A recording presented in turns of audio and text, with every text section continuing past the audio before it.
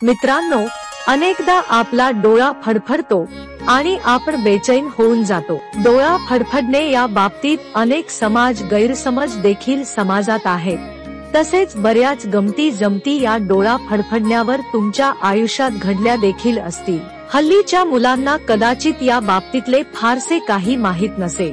डोळा फडफडणे मग त्यात परत डावा का उजवा, त्यावर काही गोष्टी पूर्वीपासून आपल्या समाजात दृढ झाल्या आहेत। डावा डोळा फडफडणे शुभ की अशुभ आणि त्याच बरोबर खरोखर डावा डोळा फडफडण्याची कारणे आणि उपाय आपण बघणार आहोत। चला तर मग जाणून घेऊयात डावा डोळा फडफडणे विषयीची सर्व माहिती विस्तृत स्वरूपात। डाव्या बाजूचा डोळा फडफडणे यावर अनेक जणांचे वेगवेगळे समज आहेत। कुणाला वाटते डावा डोळा फडफडला तर कसला तरी शकुन होणार आहे, म्हणजे काहीतरी चांगली गोष्ट होणार आहे। तर काही जणांचा असा समज आहे की डाव्या बाजूचा डोळा फडफडला तर काहीतरी वाईट गोष्ट घडणार आहे। असे विविध लोकांचे काही ना काही समज असतात। त्यामुळे काहींच्या नजरेत हा डोळा फडफडायला लागल्यास शुभ तर काहींना हे अशुभ वाटते। काही लोकांचा असा समज आहे की पुरुषांचा डावा डोळा जर फडफडत असेल तर पुरुषांना भविष्य काळात खूप मोठ्या संकटांना तोंड द्यावे लागते किंवा विनाकारण एखाद्या व्यक्तीशी दुश्मनी चालू होते, म्हणजेच पुरुषांच्या चालू घडामोडींना ग्रहण लागते। आणि याच्या उलट स्त्रियांचा डावा डोळा जर फडफडत असेल